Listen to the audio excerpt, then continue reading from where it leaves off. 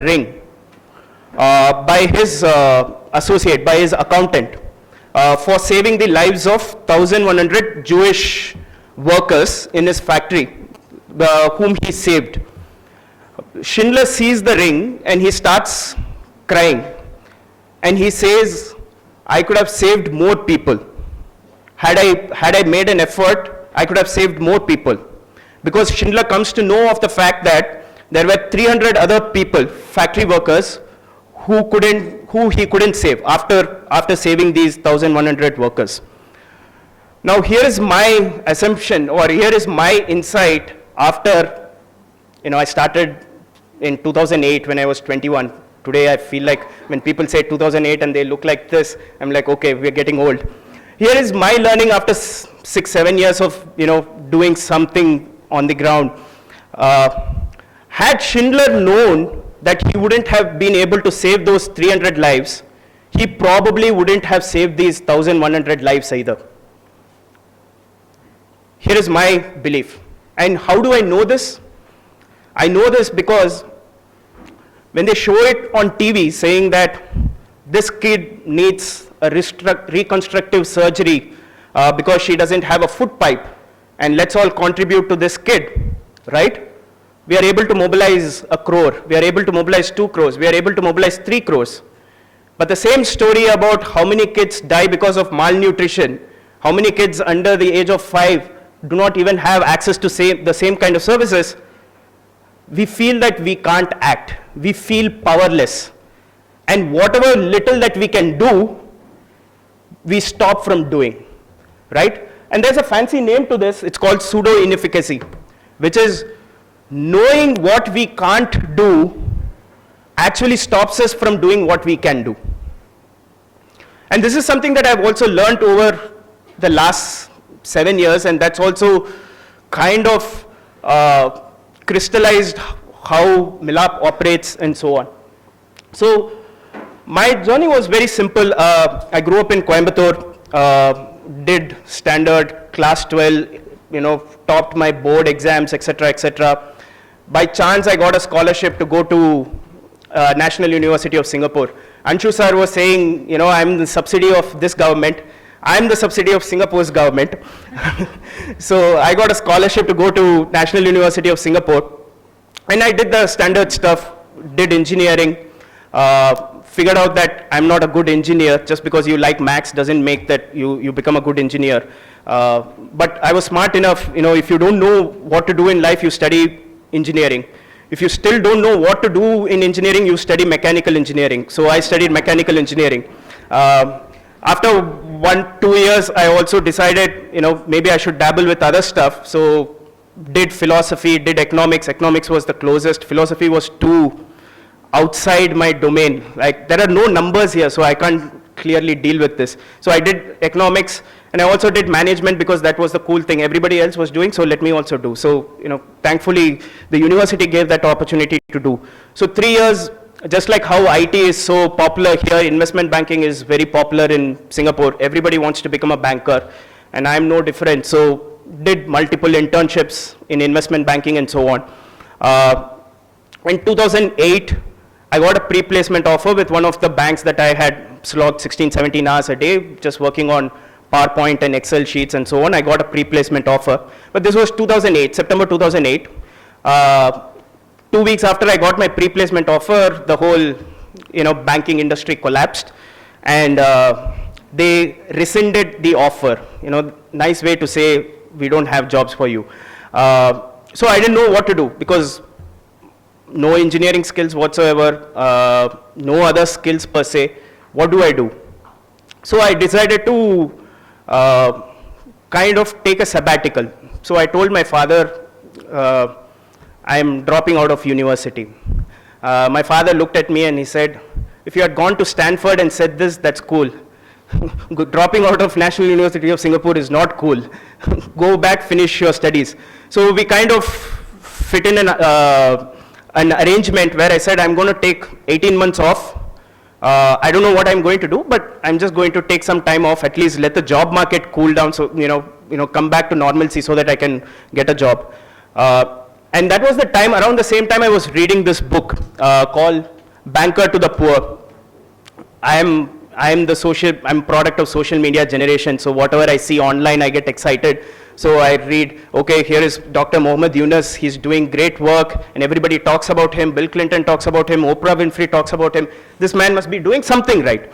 So I read the book, and that was the first time there was some kind of understanding for a 21-year-old who wants to do something but doesn't know what to do, where to go, and all that. And I was very inspired, not because of the numbers he achieved or the prize he got, but because of the stories that he talked about. And the stories that he talked about of the women, of the poor women, were completely different from the stories that I was hearing or I heard during my childhood. The poor are crippled, the poor need our sympathy, the poor are marginalized. Those were the stories that I was hearing growing up. And I grew up in suburban part of the town, or tier 3 town. So, and here there were stories which were, the poor were resilient, the poor had great hopes for their future, and so on. And I was like, what is this? I mean, let's at least explore what this is.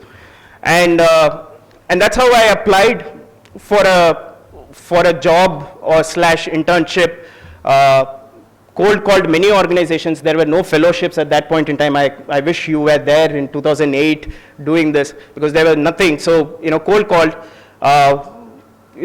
by chance got an opportunity to work with this company called SKS Microfinance. This was 2008, where my job was very clear. They said, you have great Excel skills, you have great PowerPoint skills, we have tremendous amount of data. All you have to do is to make this data and create actionable insights out of this. So my job was essentially to travel across the states where SKS was in operation and understand what these loans were doing to their lives. Has there been any meaningful impact? If there is a meaningful impact, can we measure it?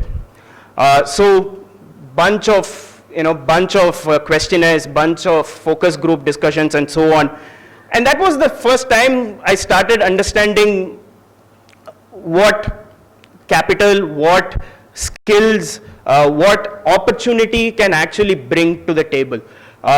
One of the things that I also realized was, when you read stuff online, there is so much romanticism, there is so much yahan se wahan, rags to riches, and all those kind of stuff. But the things that I was seeing on the ground, I did not see any rags to riches kind of a story, but I saw small incremental changes from people. Like, she goat herder who got small capital, now she is able to have 3 goats instead of 1.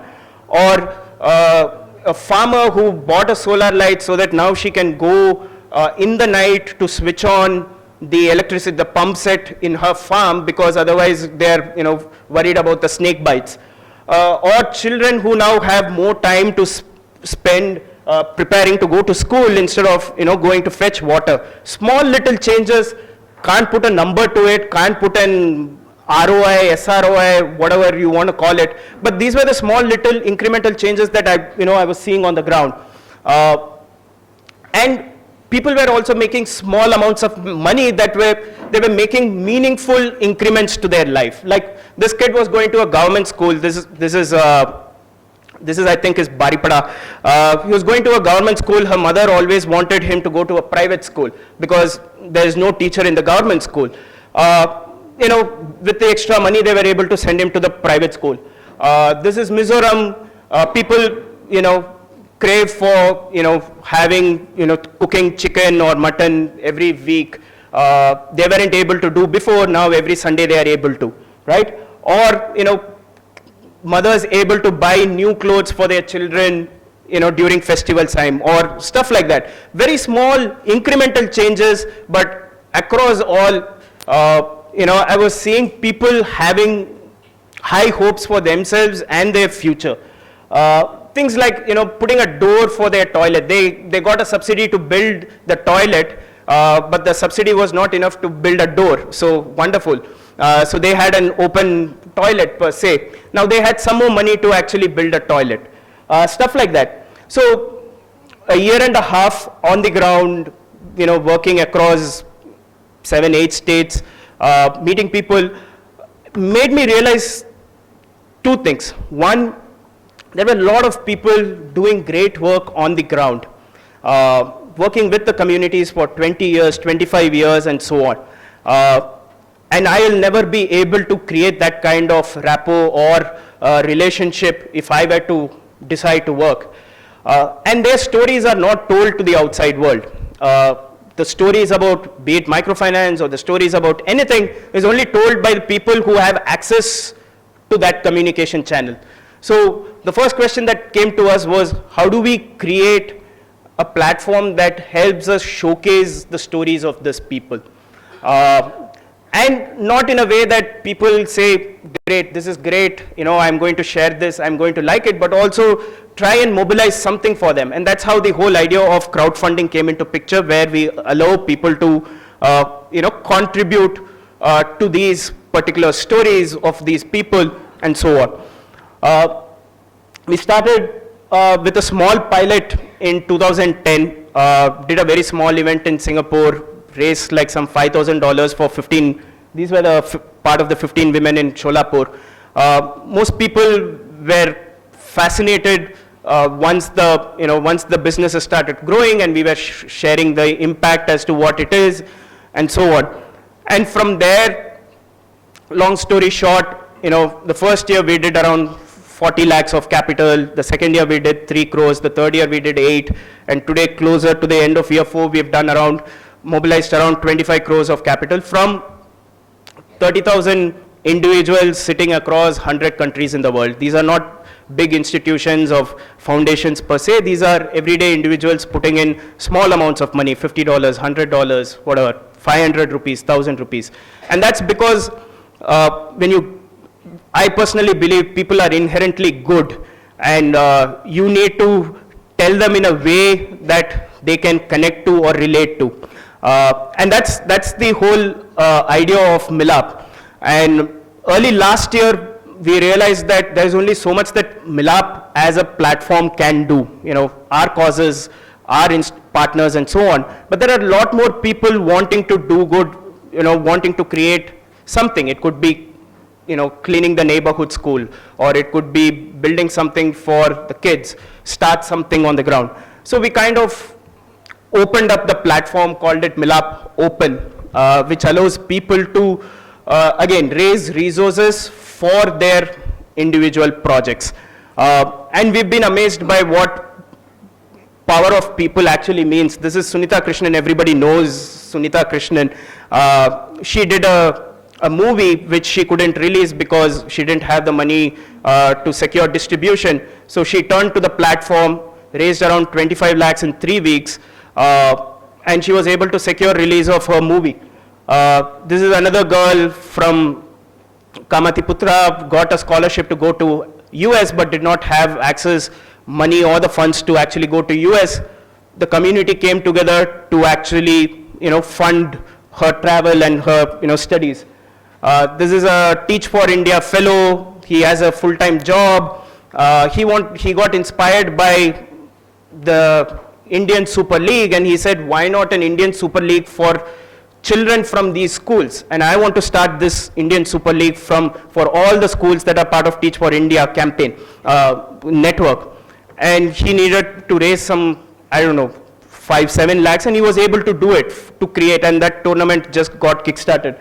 So nothing out of the world, but we are giving opportunity or the platform to enable people. Our point is now you don't have an excuse to not do good. Here is a platform, here is a community that is willing to support you. All you have to do is, you know, go out there and actually do it, because that's the hardest part. This is really simple. You know, supporting somebody is really simple. This is a citizen journalist in Mizoram. He has a, you know, site called Seven Sisters Project. Doesn't have money to buy digital cameras for like 50 to 60 reporters. You know, nobody knows about the stories of what's happening in Assam or what's happening in Mizoram.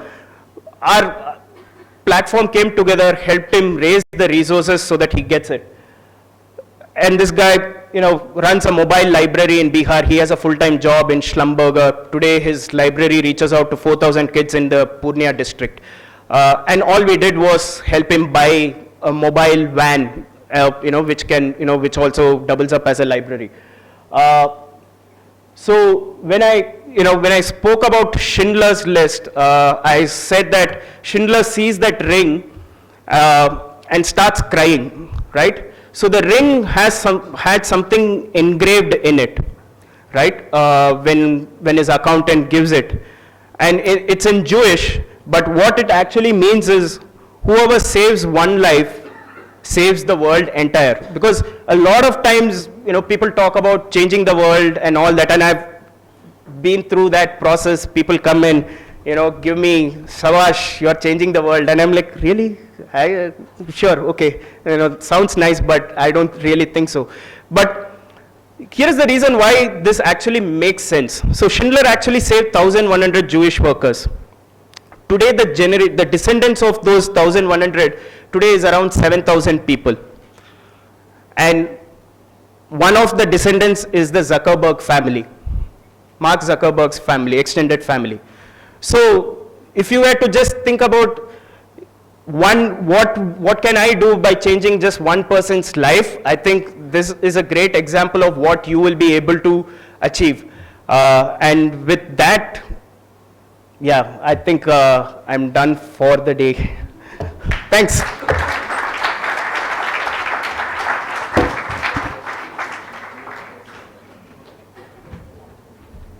Yeah, thank you, Anuj. I think like the previous session, we'll have questions in the end. Yeah. So I'm going to now introduce Dhirendra Pratap Singh, who is the co-founder and president of Milan. And he started this organization at the age of 18. Yeah. So this organization worked towards educating and enabling and empowering children and youth in rural communities. He's got a learning resource center in a village in Sitapur. Earlier, he has worked as a managing trustee of Vidya Grants, and he studied in Delhi University, and he's also done a master's in development studies from Amity University. I think I'll leave Dhirendra to tell us more about himself and his work. Good afternoon, everyone. Milap ke baad Milan aana is, I hope it's just a coincidence, but it's good. Both of us are sitting together, and Milan, Professor Shukla has thought of very nicely to put us together in the same panel. Good afternoon, everyone. My name is Dhirendra. I have definitely put down a presentation together with a lot of content into it, but I think as what Ashraf mentioned in the morning, journeys are more important. So something I really want to share is the journey. So I think my journey is basically learning to learn. This is where I want to start with. And I think today it's an interesting platform because I can really connect a lot of dots. Rahul sitting here from iVolunteer is where, from their fellowship program is what my journey started. So in 2005, when I was my first year of college in Delhi University, so in the summer vacations, all the kids, we were in the boys' hostel, so we decided to work in a call center. And the only way we had nothing to do, and nobody wants to go home, when you live in Lucknow. So it was like you go to Lucknow and do what for two months, because all your friends are gone. So you're just sitting at home and watching TV. So first summer vacation, we decided to work in a call center, which our parents definitely freaked out. And the only way we could get that job was we had to really put a paper that in the companies we were applying that, we were preparing for engineering and we could not get through. So finally, we are looking for a job. So 2 months we worked in a call center and kind of left the job. So when the second summer vacation came, there was very clear instruction from everybody's houses, come home. You are not working in a call center. What will people say? What's wrong with you? So we were literally looking at an excuse to not go home. And one day I saw the poster in my college, India Fellowship Program. And I was like, that is it. So frankly, I applied for it as an excuse to not go home. And luckily got through. So, and I think that is where my journey actually started. And before that, just to give you a summary, I don't know how many of you have watched that movie called as Thank You for Smoking? Okay, so remember the lobbyist there? I used to watch that movie, I would say at least once a month, and like it was very clear in my head that this is the guy I want to become. you know, super articulation, has his concepts clear, knows how to sell things to people. And so from there, you know, so I was doing a mathematics honors. The plan was clear. You do a mathematics honors. You work for a couple of years in the corporate world. Go and do an MBA. So from all that plan, suddenly this ruler internship that came in. And frankly, everybody was happy. My parents were happy that, you know, finally 2 months of not knowing what to do at home. So it's better he's going for this internship. I think this is where the actual question comes into is कि maybe Delhi University की बात करें कि ऐसे बात करें एक दिमाग में एक बड़ी चीज़ clear थी कि you know you come from Delhi University so you are the one of the smartest kid especially if you're from a maths you know background everybody you meet you're like oh you're doing a maths honors so I think I still remember the orientation program of the India Fellowship program the first thing which came to us was you know what do you actually want to do and everybody was like you know 6 हफ्ते में तो हम गांव बदल देंगे मतलब you know we will just change everything and we will do this and we will do that and I remember the facilitator so really looking into life as a process of learning unlearning and continuously relearning in 2007 is where we started Milan the word Milan actually comes from a combination of two words one is Milan and the other is Elan. So it was a union of young people coming together for a declaration of change. And we said change will only come if we invest in our next generation. And everybody from current generation to the next generation has to get into the habit of learning and continuously learning. So basically from here we were looking for a project and as we were traveling we were saying where could we work and so first initially our parents were this is a crazy idea, you know, people give back to society when they retire, not when they start there as a career. This is not as a career. But I think they realized that at the end of the day, the 3 co-founders of the organization were army brats, and we would not surrender. So when they could realize that they're not going to surrender, they started suggesting us ideas. And interestingly, I come from UP, my other co-founder came from MP, and the other came from Manipur. So all our parents were suggesting, why don't you look at something in MP, something in UP, something in Manipur. But finally, one of the summer vacations we were traveling, we get into this village called as Kantain in Sitapur in UP, where there was a small group of young people who were teaching kids in a normal setup. और हमारे लिए ये बड़ा interesting था कि हम एक perspective से गए थे कि मतलब you know बच्चों को पढ़ाना है बच्चों के साथ काम करना है but these people were doing it because there was no school there and it was also becomes a part of their income. So more as in you know a need demand-driven approach. So this is where Milan's first project was born. We went to an area where only 24% children were passing out class 10. There was no senior secondary school. There was a very high dropout and a lot of, predominantly this was a Dalit community. So I'm going to run from here. So this is where we first started our center, which is called the Swarachna Learning and Resource Center. The community actually asked us to start a school, but we fundamentally had the issue with the word school. So we decided to call it the Learning and Resource Center. It started under a thatch roof with 10 children, 1 teacher, and you know this is the only senior secondary setup that was established in that area in 2008. Till date there is no senior secondary school in that area for about 10 kilometers radius. Over the last, this is how the journey started, you know, so community gave us about an acre of land, so that was something which was really exciting for us, but also it came with a lot of responsibility to really understand, you know, since now people have put down so much trust into you, what can you do? So we didn't know what an NGO is, we didn't know what a funding agency is, what a philanthropist, these were mostly terminologies for us. We knew we in the university and we knew the kids there. So we started a campaign called as Build a School Brick by Brick. We raised about 2 lakhs.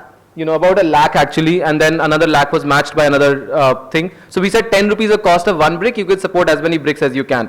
And the university kids started raising money for us and we raised about 1 lakh, as I said. It was matched and that's how we built in our first 2 rooms. And just to kind of move things, today we have a 17 room campus where we work with over 500 children with 17 awesome teachers. And we have a principal who leads the entire thing. So this is our journey of the school has been. We do a lot of activities with the children, mainly because you know, and that was also a thing that the moment we start working with these children, we start looking into that how these creative spaces needs to be created into the remotest part or I think all across our lives to help us really explore ourselves and express ourselves. But the dream actually is to build this into an innovative and creative learning space for about 1,000 children. And it, you know, this should transform into a center of excellence for rural education. This is where we're working on. So this is our prime, like, main project that we work on. And from there, we also learned that while we were working in the communities, we were learning that a lot of girls were dropping out after school because they were primary school still class 5th. So post-primary, there was a huge dropout. So we started a program called as Swabhiman. Swabhiman program is basically for girls who dropped from school to get them back into school. It's a 40 months program that starts with the remedial and then move to 9th and 10th. And when they close 10th, then they have to go through a vocational training. So an holistic program. So we currently run about, you know, it works on a, I want to skip that. It works on a, so our center comes in the center, like the hub, and then we have about 5 centers across, so in a 10-kilometer radius. I can skip this, I can skip this. I will come to this. So basically, we're working with about 350 girls currently through our 5 centers in the Swabhiman program. This is again a model that we're working in. So I think overall, if you look at Milan's work, our ideology is that we're not into scale because the kind of scale this country needs we'll not be able to achieve. So can we actually create models in that regard, which can then be replicated either by the government or other, you know, organizations into various parts. So the SLRCs again is a model that we're working on. Swabhiman is a model. The last program, which is a recent addition to Milan, is actually a program called as Azadi, which works towards making schools menstrual friendly. So in this entire journey, we were also realizing that as we want to work with children, especially adolescents, there's a limited space for us to work in our own spaces. There's always a limitation in how many schools can we open, how many centers can we open. So there's a need to collaborate with the government. So under this program, we collaborated with the government to bring down 3 issues together, which is gender, water and sanitation, and sexual and reproductive health. So we brought them together to create a program which is making schools menstrual friendly. So this was from the Swabhiman programs also, we put down the learnings. I think I want to skip this. So the program actually looks into doing a very detailed knowledge, aptitude and practice study in the schools to give very, very tangible action points to the government saying, in this school, in the hardware, these are the following things you need to do. Specifically considering that various departments handles various, you know, like operation and maintenance, and then we do integrated communication strategy workshops across schools working with adults and girls. So currently we're working in about 50 schools in partnership with Ministry of Panchayati Raj in UP. And then basically actually looking at the documentation and the impact assessment of the program. And you know, if you remember, we started with 1 cup. This picture is from a campaign we did in partnership with CYC. Which is called as Aao Paint Kare Kuch Change Kare, where we got about 400 young people across to come to the school and paint the entire building. So this is again, you know, the learning to learn kind of continues with more and more people joining the journey. Thank you.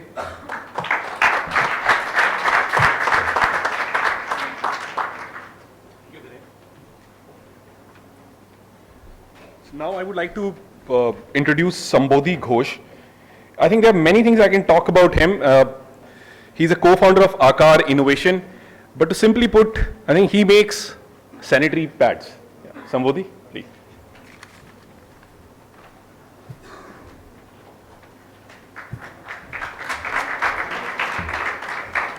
Hi everyone. No PowerPoint presentations for me. Yeah.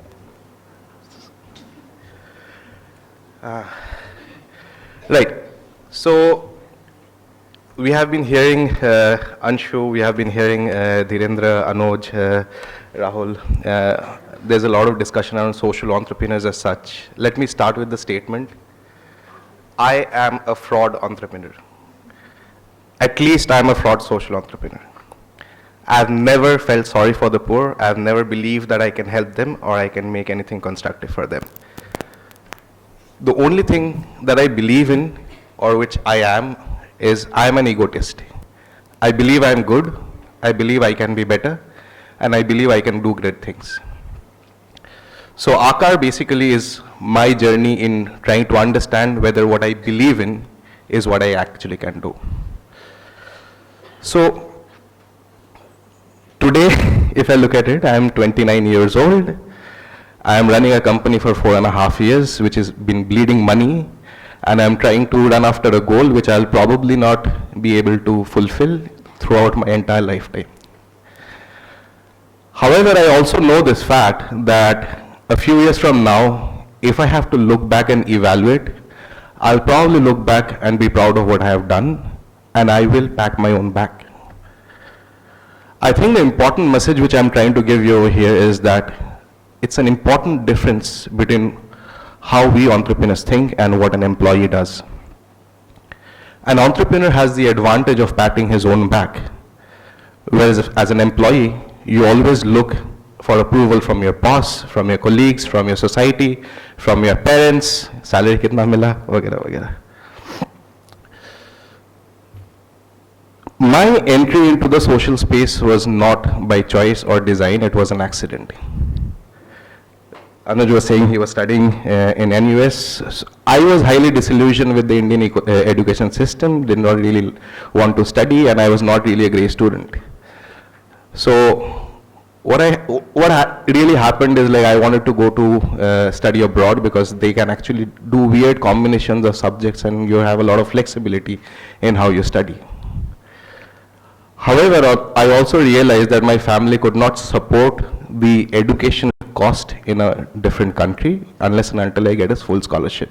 You get additional brownie points on your resume. Okay? That's basically how I started volunteering with NGOs.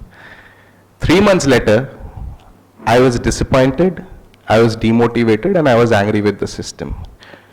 I was volunteering with a couple of NGOs, and these were really famous ones. Sorry to disappoint or offend some of the NGOs over here. But what I was feeling is that there was a lot of talk which we were doing. We would have all these volunteer meets and a lot of activities for the volunteers, but we were not really doing anything which was constructive. That was probably the first time I actually thought that if I ever work in the social sector, I will do, or at least try and do something which was different. I met my partner Jaideep in one of the NGOs which we were volunteering for. Now, he is a little crazy, and both of us were very, very influenced with Professor Anil Gupta from National Innovation Foundation. We were meeting a lot of grassroots innovators, and what we were seeing is, like, these people have designed some awesome innovations and created these stuff for their use in their own villages and stuff.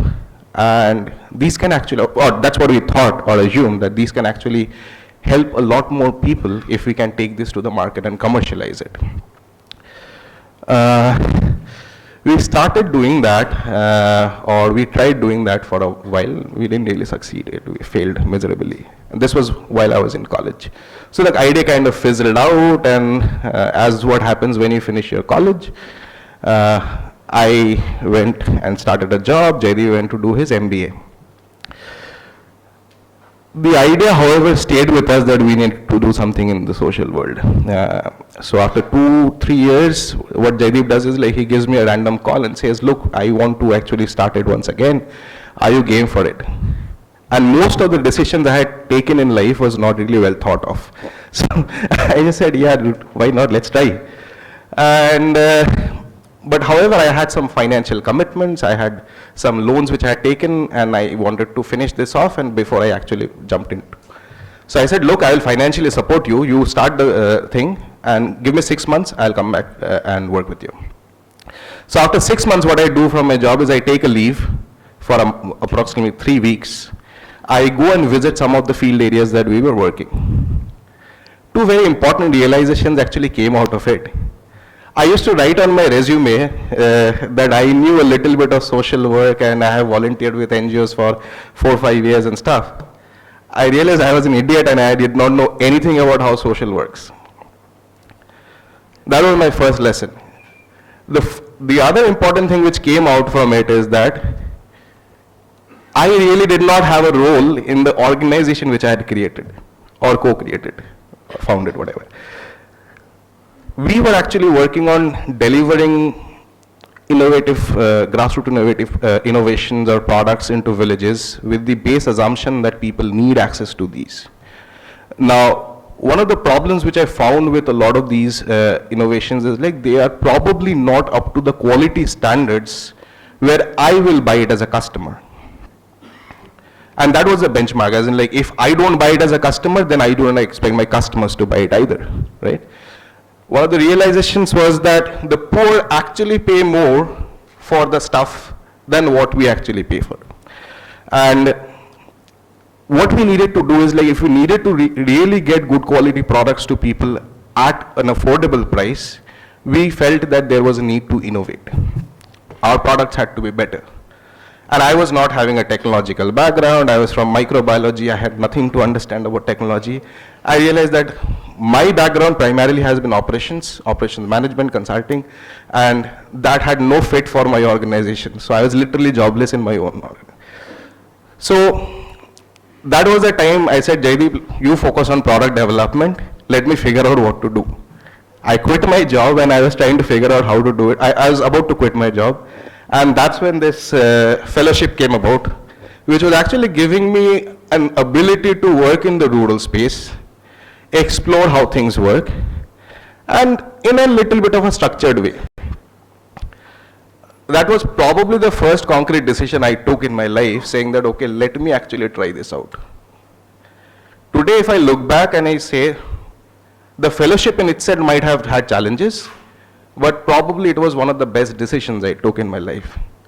What happened is I stayed in the villages, and I actually was staying in these localities with people, interacting with them day in and day out. Two very interesting events happened during my fellowship. I was working in Maharashtra, I was 25 years old, unmarried, and I was trying to find a house for myself. Nobody would give me a house because people are like, 25 साल का उम्र में अगर शादी नहीं हुआ है तो कुछ तो problem है इसको. So what happened is I literally staying in the office building, like सुबह का office का काम होता था and then we चटाई बिछा के रात को सो जाते थे. I convinced somehow my neighbor to supply me food. Okay. Food was coming, and then finally all of a sudden after a few days it stopped. Now I am asking about her and I can't really see her in the village, I can't see her anywhere. I am asking her family, nobody will tell me what is happening. Okay. I was trying to figure out क्या हो रहा है यहाँ पर. After asking a lot of people questions and everyone just giving me a sly kind of a grin and running away, I realized that she was actually having her periods. So she was not allowed to cook and I was not having food. So मैं भूखा था. That was one of the first important things. So I had read about these things, but I did not really see it till then. The second important event which I faced or experienced was actually in Orissa. This was in Gajapati district. Now they have a particular superstition that if a woman is having period, she is not able to work in the field.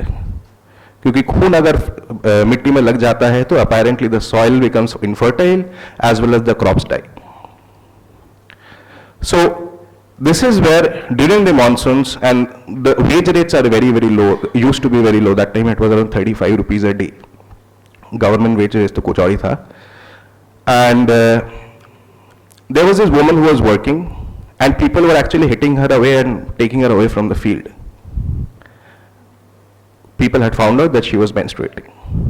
Now, I don't know whether I have imagined this or I actually saw this, but the look of defiance and, I don't know, shame, I don't know what it was, is a guilt and a curse that I carry till today. And this was a village which did not have cell phone networks and all of that. So I come to the town, I call up Jaideep and I say, look, drop everything else that we are doing. We will only focus on this menstrual hygiene. That's all we are doing. Our first real fight as partners or business partners happened We were actually making more money doing something else in the agro processing side that had more margins and stuff. And I was just like, no, we will drop everything else. So I finished my fellowship, I come back, and we were having this fight about how exactly we should go ahead. And what we realized all of a sudden is like both of us are broke. We haven't earned any money for more than 2 years, or very little money from the stipends we got. And I didn't really have any bank balance. And we were trying to develop products in the sanitary pad space. We had estimated it will take us 12 months. It was more than 2.5 years almost by then. And we hadn't actually had a product. The cost we had estimated was not actually true. That was probably the toughest time that I had. I remember specifically a day where I woke up in the morning, having a meeting to meet somebody. We used to do a lot of meetings that time because we were jobless. And I did not have money to buy the bus ticket, so I had to cancel the meeting. I called up my friend saying, give me money, send me money and all that. Unfortunately, banks take 24 hours to activate the NEFT transfers. So I also realized that my credit worthiness amongst my friends was really low. I had actually left my job, nobody was willing to borrow me money. Now, but today if I look back and I have to ask myself, I think being broke was one of the best things which actually happened to me, or both of us actually. First, we really went through testing times. We did not have money, we got kicked out of the rental house where we were staying, etc., a lot of different stuff. But that was the time which it really tested me and Jaideep, can we really work together? There was a lot of fights. There was a lot of fights. There was a lot of times when we decided we will not work together anymore. We stuck on. The other thing which happened is like, because we did not have enough money to develop our product, we had to find innovative ways to develop it. We were, prior to that, we were actually trying to work with government colleges and institutions, use their labs and try to do this. We realized that we hadn't actually made much progress in these colleges. They promise you a lot of things, but they're too bureaucratic to work actually. So we started identifying vendors and all, जिसके पास जाके हम लोग बोलते थे, sir ये कर देंगे, वो कर देंगे, ये प्रोडक्ट बन जाएगा, आप अगर हमको R&D में हेल्प करो तो. Everybody was turning us out. Only one guy agreed to work with us. He was a very small vendor or a manufacturer, not somebody who I would normally prefer to work with. He and we together sat, worked it out, we developed our first prototypes. It took us roughly around 3.5 years with all the field testing, trials, everything to actually understand a product which was good enough in quality that we will probably consume it, which can go to the rural at a cost which was at least more affordable. What we also realized while working with these vendors and all that is that we were actually promising them that, okay, if you work with us, we will give you businesses worth 10 lakh, 12 lakh, 30 lakhs, this, that. We were throwing numbers. We did not have any other thing, right? We were only giving future projections. Now, what interestingly happened is that nobody really believed in those numbers, but I also realized one thing, that you actually are selling a dream. And probably that was one of the interesting things that we entrepreneurs normally do. We probably lie a lot about things that we want to do. We hoodwink people into believing us and follow our dreams and journey. However, today I am proud to say that we have worked with that same vendor. We have helped him grow as well. And in the last year till now, from April to now, we have given him business more than 50 lakh rupees. So it's only one vendor I am giving that much business. There are 11 different vendors I work with. So typically, what is happening is like people who have trusted you, if you keep on trusting them and work with them, I think that really works. So, important thing that I have been realizing over this period, we work with vendors, we work with manufacturers, we work with transporters. Logistics is a big task that we do. And what I realize most of these times is like, when we talk about poor people and logistics, all these thela wala, rickshaw wala, all these people, most of the times, especially if you're working in Delhi days, people will ask for abysmal rates and wages and all that. Okay. what I have actually figured is that it's not really money that they care for. We as a social enterprise can only afford so much. We can't really afford more than that. What really matters for them is like, are you giving them enough respect or dignity to work with you? If you're able to tap that, I think your work is done. These people will actually work with you and there will be a lot of loyalty factor. And that's what we have been not only working with, so when we work with our self-help groups in the villages, when we work with the transporters, when we work with each of the people who actually do our loading and unloading, all these labor workers, daily wage earners, what we see is that if you just give them a hug, a pat, just talk to them, ask them how their family is doing, that what matters to them more than how much you actually pay them. They will actually hoodwink someone else and earn more money. The other important thing that I have been starting to realize is like the big challenge which happens when you scale, you have more manpower requirement, you try to get more people in. Now we can only afford that much salary, we don't have the corporate salary scales, right? Most of us will actually be probably facing the same challenge, I guess. So how do you actually motivate these people and make them work or believe in that vision? So one thing which has been working for us, I think, is the fact that, again, we are people who sell dreams, right? So we have been telling them, okay, you own this piece of work. It's your job, you are accountable. Now, accountability is something which people normally are very, very reluctant to provide in the corporate sector in most of the spaces that you work with. By transferring ownership to people and making them believe that they are the master of what they do, what happens is like you actually get people who will work with you for a longer period of time and they will do better than what other people will be because they are that much more motivated. So the weird thing that we do is like we work with multiple stakeholders. We work with the government, we work with investors, we work with sometimes with grant making organizations, we work with mentors, we work with strategic, they have each their individual interesting points. Like if you look at the government, there is always a duality in how they work. On one point they will be telling you that we want small businesses to grow. We want to create policies which help small businesses, everything about that. When you actually work with them, they give you terms and conditions which are so bad that they will actually kill the small businesses themselves. Like gala pakad ke ghot deta hai. We work with investors. One of the things that you guys will probably be reading about in your MBA stuff and all. Investors will come and ask you two questions which are very, very common and which even they would probably don't know the answers to, is how do you scale and how do you actually get an exit? Now I have no idea about what that means. Like social enterprises, do they actually get an exit? I still don't know what the answer to that is. But you are expected to tell them, no, we will give you an exit and you will actually make money out of the process and all the system. There's something called impact investment, which is an illusion which people have been playing with.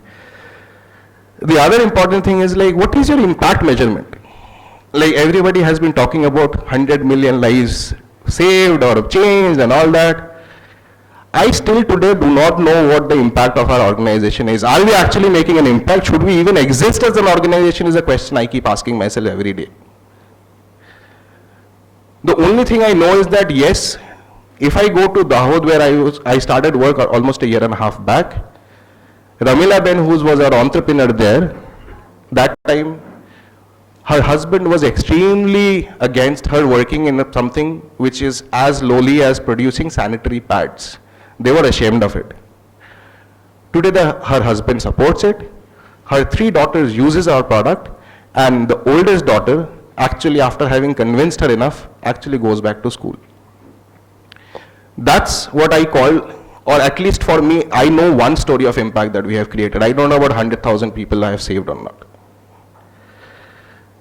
The interesting also thing, like we get a lot of intern applications. Okay. They come with the idea that they want to change the world. 2 weeks into the internship program, the only thing that they are doing is they are actually drinking ORS to survive in the field because they can't drink that water, carrying mineral water bottles, and in the heat they will not survive, so they have to. That's reality. That's how it works. And that's what you have to understand, that, okay, when you work in the social enterprise space, this is not about glory. It's not about all the sex factor which is available to you. Our life as a social entrepreneur is to work with our communities. Our work as social entrepreneurs is to try and fit into the community that we work with. Try and figure out how change is made, or what kind of things actually work and what doesn't work. Now, unfortunately, the complexity is that when we are defining what works and what doesn't work, it's through our own lenses that we are defining it, majority of the time. Our work also involves going to 5-star hotels for conferences. Our work also involves, unfortunately, going and speaking in public forums like this. Our work also involves talking to investors, trying to tell them that we will change the world with 100,000 people who are getting affected or impacted. And that's the stark reality in which we live today. That's something that you need to ponder on, and that's something which I'm still struggling to understand, if I can call myself an entrepreneur, how I'm doing. Thank you for giving me the opportunity to speak. It's been a privilege. Thank you. I think we are now open for questions for the next 25 minutes or so. So if you can just like raise your hand and say your name and who the question is directed to.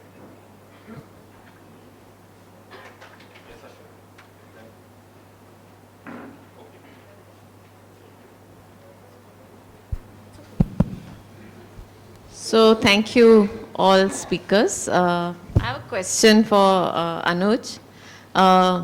Yeah, very compelling story and very compellingly presented, very inspiring. I just want to ask, and I missed a little bit of it, so just, if you've said it already, just tell me, then I won't continue. But, you know, you are supporting so many people and their ideas. So their ideas come and then you raise money. So have you had the temptation, or have you done that, is where you have had your own idea and you have put it in? So are you also in competition with the many others who are asking you to raise resources for them? And the second, associate very quickly, is how big is your outfit? Like how many people are there now? What's the size of your? Sure. Like I said, between a tough job and an easy job, I always choose the easy job. That's all how I've always lived. And frankly speaking, when we started, to be honest, in 2009, that was the, when I was working with SKS and then moved on to work with Delight Design. I also wanted to start a grassroots organization, similar kind of stuff, focusing on non-traditional microfinance loans. How do we support education loans? How do we support sanitation loans? And how do we support water and so on? The good part was I did not have so much idealism that I wanted to do it myself. I went around meeting organizations, spending 25 years. So I went to this organization in Trichy. They started in '87. That's like 1 year before I was actually born. And they've still not, and they're considered as the pioneers in sanitation. And they're still in Trichy, which is one of the better off states. Tamil Nadu is much better off per se. And they say we still haven't been able to get open defecation free slums achieved in Trichy. And these are guys who spent like 28 years. They've reached like around 40,000 toilets, but it's still not there. At that point in time, I realized, look, this is going to be very hard. And the last thing you want to be is be cynical of trying to work on the ground, having this big goal and not being able to. So we said, there are already people doing great stuff on the ground. You know, all they need, everybody had the same challenge. You know, their stories are not told to the outside world, and as a result of it, they're not able to raise money. So why not play that role per se? In terms of organization, so we have 36 people with 25 people based in Bangalore. So we are just like any other company, if you were to call. We have a technology team, we have a field partnerships team, we have a fundraising team, we have a marketing team, and so on. So 25 of them sit in Bangalore. There are 8 fellows. So essentially these are young professionals on a 6 to 12 month kind of a period, whom we place with each of our major partners, so that they are able to communicate what's happening from the ground themselves. So we look at ourselves more as a community than as a company, and that's the spirit in which we run. And then there's one person in US, one person in Singapore. You need to have that evangelism going out. So we have those folks there. So we started with 3, just to in terms of numbers, 3 co-founders until like August 2011. Then it grew to 8 in 2012, and then we raised a bit of money. And yeah, so now we are 36 right now.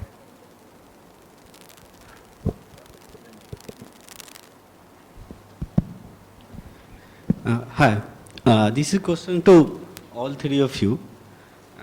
You guys are doing really commendable job, very good work.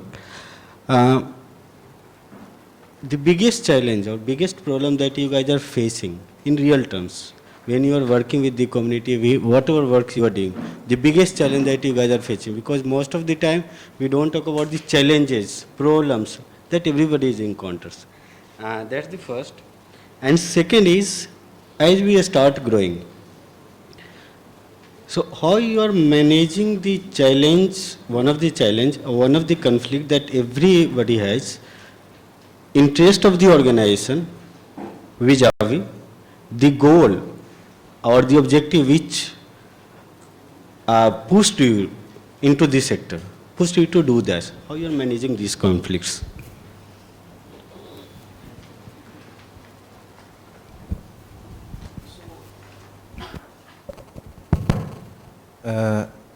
For us, the biggest challenge in itself is the topic that we work on. Reaching that in a rural community itself is a very, very difficult task. So we have had to find ways on how to tackle it. Who are the community influences that has to be tapped into to be able to even start these conversations going in. That had been a very, very long and extensive learning process for us. And honestly speaking, that varies from each geography to geography. So if it's Maharashtra, the way it is approached is different from the way it is approached in Gujarat, let's say. So every new geography that we work with, it's different the way we have to work. And each time it's like starting off on a fresh slate. So that's a huge learning curve that the organization and the people who are involved has to be part of. Which costs money, which costs resources, which costs a lot of time. In terms of the team as such, and when we're expanding, how do we keep the mission alignment in places, if that's the question. For us, when me and Jaideep, we started off, the goal was very simple. We will have products which was good enough in quality that we will be using. And if in the process we can create livelihood opportunities for them in the rural space, it's good. Today, what happened is after almost 4 years, when we were growing and all that, what we realized around 3-4 months back is that maybe some of the decisions we are taking may not necessarily stick to our original goals and motives. We had the entire team sit down. We did a whole exercise where we said, what's our mission statement? What's our vision statement? Earlier, if you had looked out a website, it didn't have that. Or it had a very flimsy one which was written, I don't know who had written that. Today, we actually have very clearly defined mission and vision statement, which all of us have agreed to and committed to. So anytime there is a conflict in how we do things, or should we actually look at a different way of doing things, the first question that we have been asking, and this is a question which we ask ourselves, all the employees ask themselves, like, are we being true to those statements that we have written? Now, I don't know, 3 years down the line, we might have to change it once again, but it has to be a process where everyone is involved. So I think it's an eventual process of learning and growing. No, I think just to add on to what somebody said, for sure the biggest challenge is the transition. You know, you start as an organization, it's really like a small baby, you know. थोड़ा चिल्लाएगा, दूध पिला दो, सुला दो, tension नहीं है. It's delicate to care, but it doesn't demand so much, right? And then as you grow, as the organization grows, so like Milan is 7 years old, you can actually feel the change. You can feel the change that you need to be more structured, more disciplined. It is not only passion that will help you. You know, things that he's talking about, you have to look into your mission. You also have to look into the systems processes. You know, there are more people joining. So like currently we have a team of 30 people. And believe me, every month, me and my other co-founder has to spend like at least one day and saying, how do we really make sure the team is productive, efficient, and also having fun in the work? It is very, very challenging to kind of do that. And then because, you know, then the problem is also how do you sustain and grow and blah, blah, blah. But the entire initial जो था पहले कि आप गांव में चले जाओ बच्चों को पढ़ा दो, you know, you're working with them, you're working with the communities, you're actually getting to the direct learning process, you're getting that energy directly from the community. आज की डेट में बहुत कम समय मिलता है frankly कि हम खुद जब तक हम ऑफिस से बहुत परेशान नहीं हो जाते हम कम्युनिटी में बहुत कम मिलता है कि हम खुद जाके जाएं. So how do you really balance it, which is a part of an organization development, I guess. But that itself is it's a pretty big challenge as to kind of, you know, put it across. Yeah, for us, the biggest challenge was, you know, building the credibility, because we are asking the toughest thing that you can ask somebody, which is his money. And that too on the internet, for somebody who is sitting 3,000 miles across, right? And there is this whole general cynicism about giving and donation, where my money goes, what does it do, and so on. So we had to build that credibility, and the bigger challenge was we weren't doing it ourselves, where we can have quality control or things in place. We were working with on-the-ground partners, and different partners are, you know, different in nature. Some of them more savvy, some of them not. But at the end of the day, when people contribute, they're contributing on Millap. So there is that credibility piece. I mean, if that credibility goes, then we are nobody, right? That's the challenge. That's, you know, every time we onboard a new partner or every time we do something, you know, the first question that we, you know, ask ourselves is this aligned to the community, right? We do this for the community. When I say the community, I'm talking about people online, you know, contributing.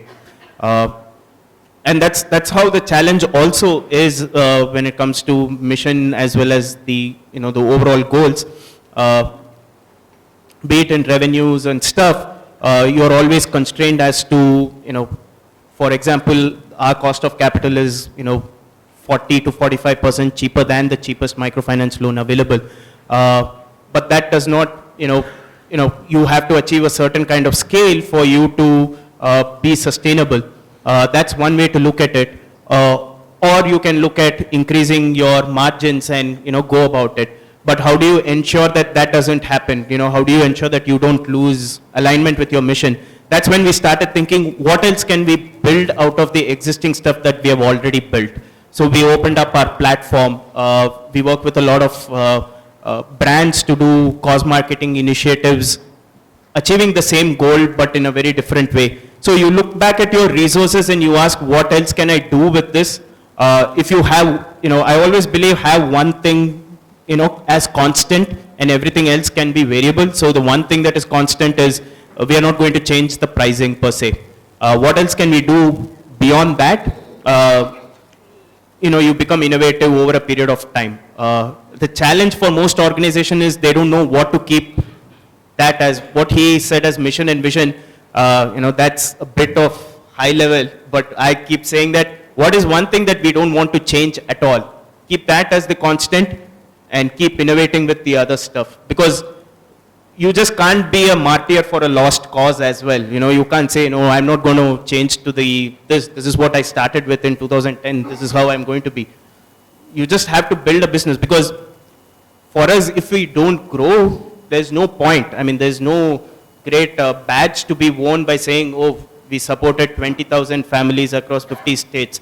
I mean, this is a big country. What does 20,000 even mean? So we have to be very pragmatic about that, but at the same time have one thing that you will not compromise. And that's what we tell the team all the time.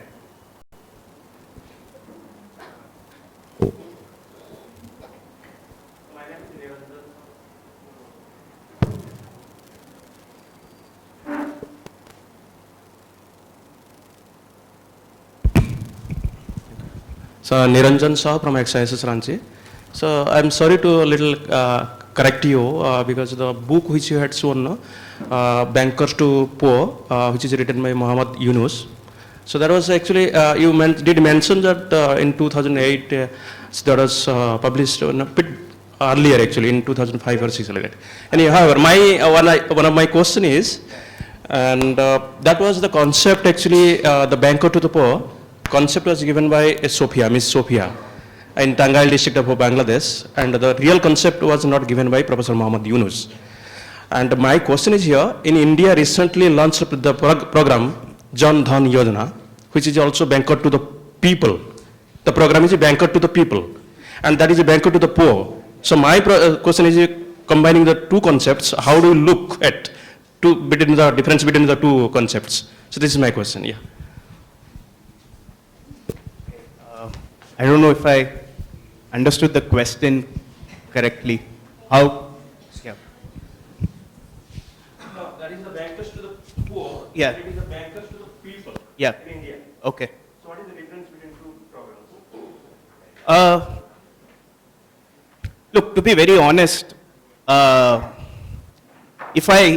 if Dr. Yunus or me or anybody in this room had a choice to just go about doing our daily jobs, and doing meaningful work, everybody would have done. The fact that the system was broken and people felt angry and people felt at some point that they can actually make a difference is how these whole working outside of the system, like microfinance institutions or self-help groups and social enterprise and all that kind of stuff, right? So when government takes ownership and does a great job of it, nothing like it.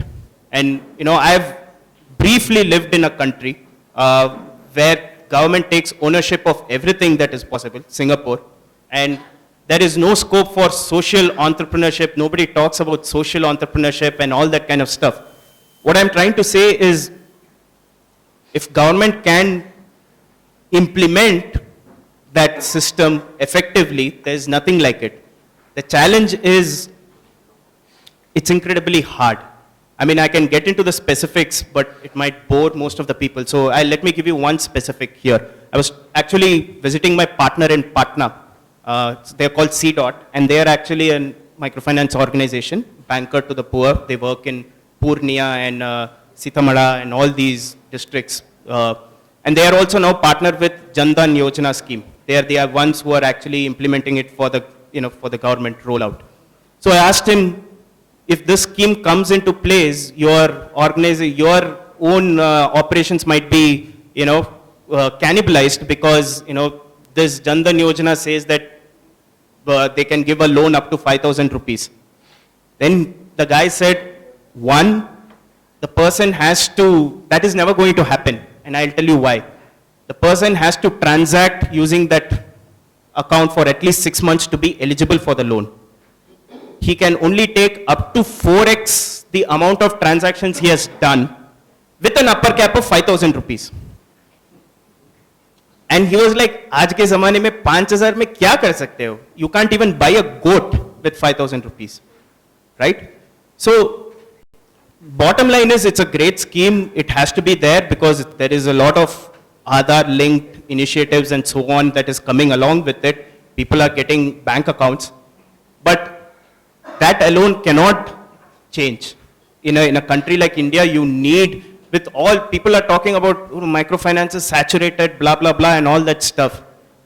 I mean, we work, it's sad to say this, but we worked with a partner to launch the first microfinance program in Mizoram.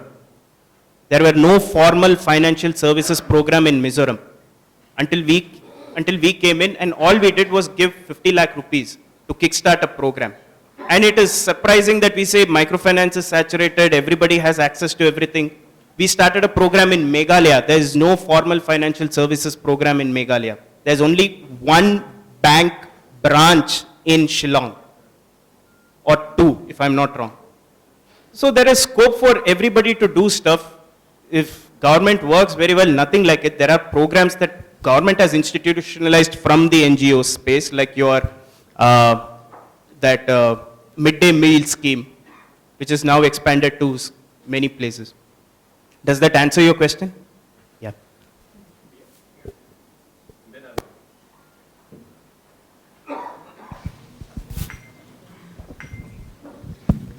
Hi, I'm Deepthi. My question is to Mr. Ghosh.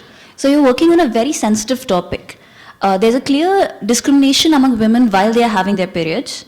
On top of that, you're working in areas where people don't talk about it. And to top it up of all, you work in areas where you cannot really approach a woman directly and talk to her. In such a scenario, how do you ensure adoption of your product? And given that you don't really, you can't really approach a girl directly and ask her about it, how do you ensure that the product is satisfying the needs, it's being used correctly, being disposed correctly, and it's not, it's ensuring their health at the same time? That's a very good question.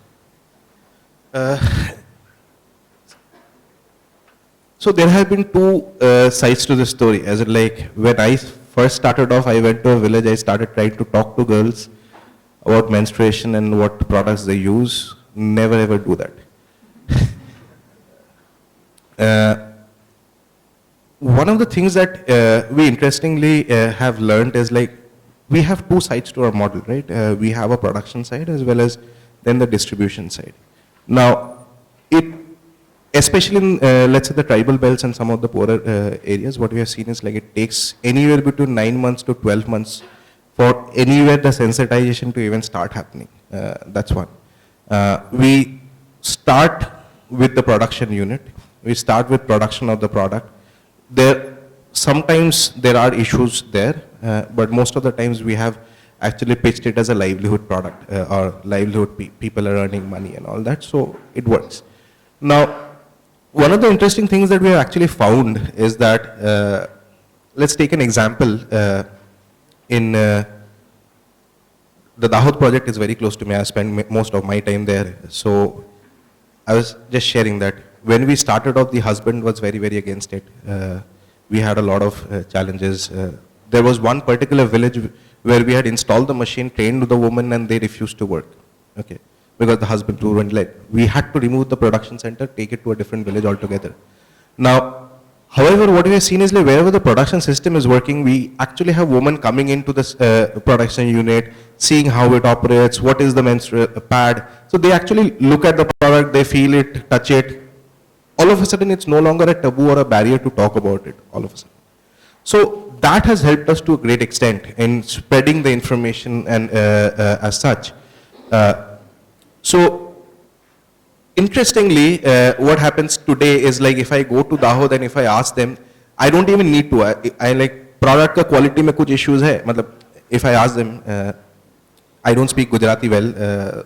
My colleagues will do that, and they will themselves come up with a list and say, you know what, this is where an issue is happening, that is where an issue is happening, you should look at developing this aspect further. So that happens, or that takes time to happen, but it happens.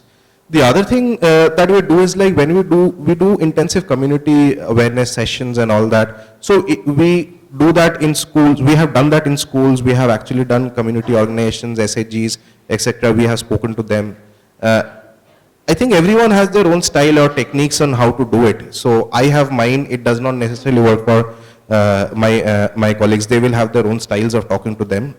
Everyone develops their own ways to interact. One of the other important things that we have been trying to do with some level of success so far is we are also trying to talk about menstruation, periods, reproductive health care to the men folks, the boys in the school, the men folks in the thing. And what personally I've seen is that it's not necessarily that the men are against it. Our biggest challenge or the biggest competition that we have is typically from the grandmothers in the society rather than from the men folks. I'm generalizing too much, but that's usually been the trend. So, yeah.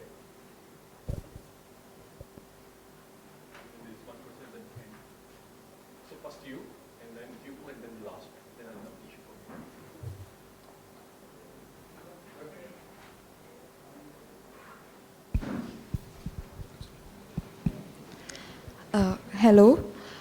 My question is to Mr. Ghosh. Deepthi addressed my question quite a bit, however, I'll add on to it. Like you said, you work on a very sensitive issue, and there's this tremendous stigma about it, about menstruating women. How do you like approach the mindset, the typical mindset, conservative mindset that is there generally existing in such rural areas about menstruating women? Do you like just focus on selling the product, or do you go one step forward to sensitize people against such a mindset?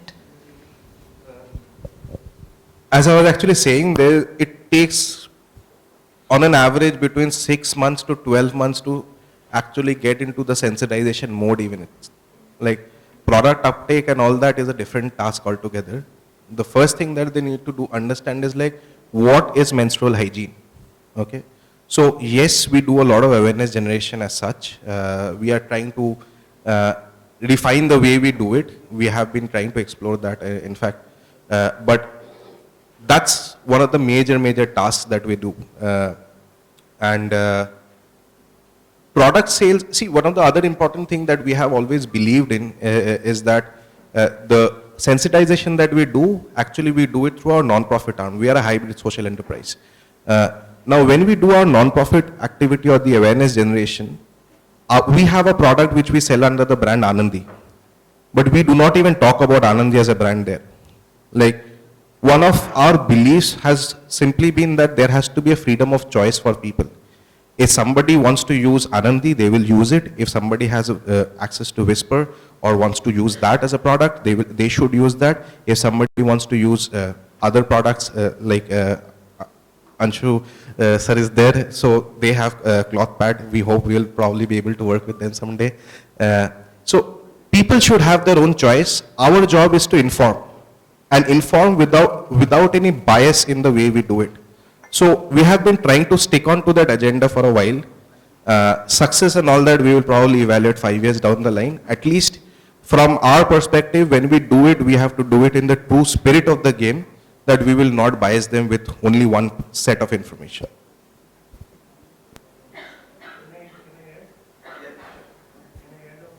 Yes, sure.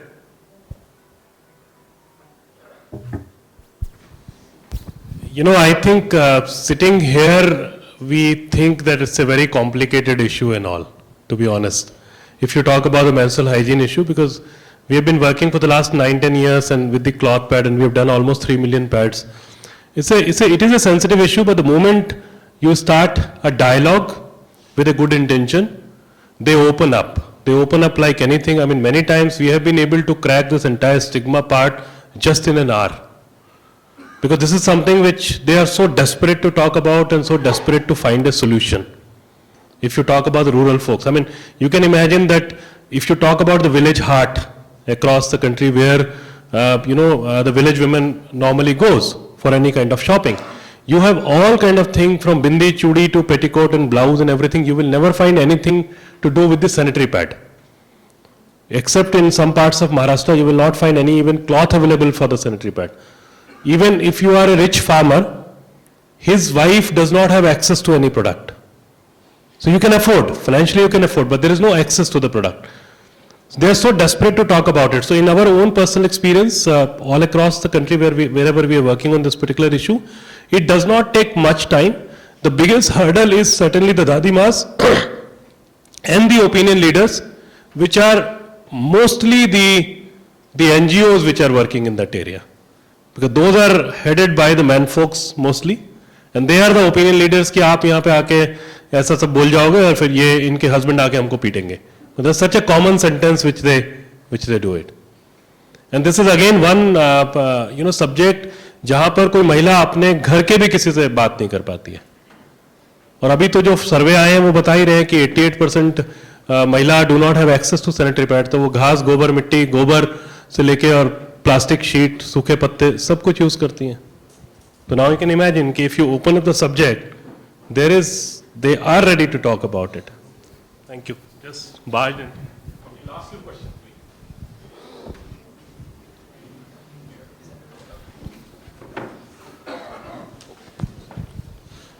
Hello, I actually come to you guys from Detroit, Michigan. I'm with the Global MBA program. My name's Michael Tassi. Thanks so much, guys. My number one question about this work is, having done somewhat similar stuff in Detroit, is how much, you guys are outsiders in these situations. How much are you bringing people that are insiders or people in these local communities to your position? What part of your job includes empowering or giving them the opportunity to one day take your position? And then at the same time, in kind of being an organizer around all these events and trying to bring people up with you, how do you also stay at the center of the project, keeping the vision alive and not losing that over time? And so how do you balance those two really difficult challenges as outsiders?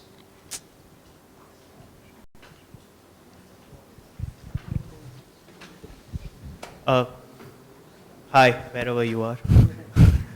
Yeah, so for us, I think amongst the three of us, I think for us, this is the easiest. We always put the focus on our partners, and we always put the focus on the stories of our partners and the beneficiaries and the borrowers that they support. And what we say is, this is this particular project, this is what is happening, we've seen it. So we essentially speak on the voice of, as a friend or as an influencer to you, saying that, hey, we've seen these guys work this way, we've seen what is happening on the ground, and I think it's worthy of your money to support that cause. And that has been our messaging, that has been our focus. There's very rarely do we try to go out saying that, we've done so much or anything of that piece, because it doesn't work that way for us. And in a country like India, it would be easier if we were not based in India, being in the US, and try to do a similar stuff, because the awareness is so low that you actually believe that the ecosystem enabler is the one who is actually doing the work. Whereas here, people ask you 10 questions before they even give you a chance. So it's very important for us to be transparent, showing who these are. The second piece is, there are two ways to scale. One is you build that organization and you go, you create that bottom-up approach, hierarchical and so on, right? You scale whatever works in one place and take it up. The other idea of scale, or the other idea of being at the center, is being an apex kind of an organization where you're saying different models, different geographies, but has a uniform common goal, which is to provide access to services that are otherwise not available. So being that apex kind of an organization is what we are. What works in Mizoram doesn't work in Tamil Nadu, which is fair enough, which is why there are two different organizations doing two different stuff. And that's how we continue to have some kind of a role in this overall process per se. So it might be difficult for slightly different. Yeah, like for example, in our case, we work directly with the communities, and especially the rural communities, right? So from the very beginning, there were two aspects that we need to keep in mind. Number one was, we were all young people that is starting, so that we don't come with a guarantee. So we don't come with the credibility or the guarantee that we're going to be there for 3 years or 4 years. It's a wait and watch. Like literally, when even the community gave us the land was not transferred to the organization name for 3 years, because there was a simple thing, there's a Diwali festival. So an organization that sees 3 Diwalis is the organization that survives, right? So with that sense, when you're working, we realized it was also very critical for us to work with young people in the village and build ownership among them, because that's the only way we could survive. You're working in remote communities, you can't hire people from outside to go there. People need to be trained there, people need to be taken ownership, and how do you really make sure that even a scenario comes where you die as an organization, the project continues, right? So our school from the very beginning was built in the same philosophy, because, as we started with 3 co-founders, 2 picked up jobs, I was the only one left. And this is a question I was asking myself again and again, and saying, what happens if, 2 years down the line, I have to pick up a job and I start doing something else. I'm not able to raise enough money, I'm not able to raise enough support, then what? So will the school die? It will be another, 3 cups of tea kind of school, which will be in the barren land, nobody knows what it's there for, or can you make sure it survives? So it kind of becomes critical. I would say for us, it was more as a demand, need of the programs and the projects to really build ownership with the young people. and most of our programs actually are run by them. That's what I'm saying. We very, rarely go to school. Once a month, twice a month is what we try to spend time. But Professor Shukla is smiling because recent advice was that he should go 3 times a week, I guess. But the idea is that there has to be local ownership for all the work we do. There is no guarantee how long we survive, Thanks. So 2 parts to the question. One was on the ownership. We are trying to create local entrepreneurs, right? Everything that we do in terms of be it a production, be it the distribution, everything is managed by local people. So the focus from day one is that the ownership is with them. We are like point blank from day one that if you don't make profits in your business, then you make a loss. Okay, so that's something which has to be driven through even before they start working with us. Like, are you willing to take the risk? Because we will not support you. The only thing that we at times are able to do is like get capex grants for the machinery which is going in or the raw materials which is coming in. After that, it's up to them and it's their ownership. If they don't drive it, then they don't make money, right? They don't get their livelihoods done. So it's up to them. So that's the part on the ownership. What was the second part of the question? I forgot. How do you stay at the center of a project you created if you want to make sure the vision is really healthy and not kind of taken over by young people who jumped in late or don't have the same vision, but want to take it from you, something like that? I hope this is not being recorded and telecast. Personally, It's being recorded, it's being live telecast. oh shit. I hope none of my investors are seeing this. Personally, if you ask me on a very, very personal note, I would say that 15 years down the line, if we die a natural death and the market economics plays in, and the bigger companies bring out products which actually should be there in those markets, and that happens, I think our job is done. We had to create that awareness, that. Not the same answer I will give to investors, so please make sure. So on that note, I think we'll have to, bring this session to a closure. Those of you who want to still ask them questions, they're here, so you can catch them during dinner or tea break. No, before that also.